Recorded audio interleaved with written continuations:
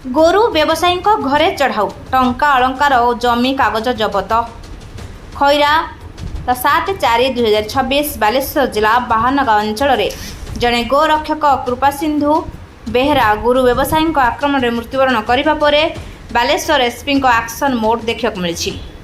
ମଙ୍ଗଳବାର ସକାଳେ ବାଲେଶ୍ୱର ଓ ଭଦ୍ରକର ବିଭିନ୍ନ ସ୍ଥାନରେ ଚଢ଼ାଉ ଆରମ୍ଭ ହୋଇଥିବା ବେଳେ ଖଇରା ଥାନା ଝିଙ୍କିରିଆ ପଞ୍ଚାୟତ ଅଧୀନ ମୁସ୍ତଫାବାଦ ଗ୍ରାମର ଗୋରୁ ବ୍ୟବସାୟୀ ମେହବୁବ ଖାଁଙ୍କ ଘରେ ଶିମୁଳିଆ ଓ ଖଇରା ପୋଲିସ ପକ୍ଷରୁ ମିଳିତ ଭାବେ ଚଢ଼ାଉ କରାଯାଇଛି।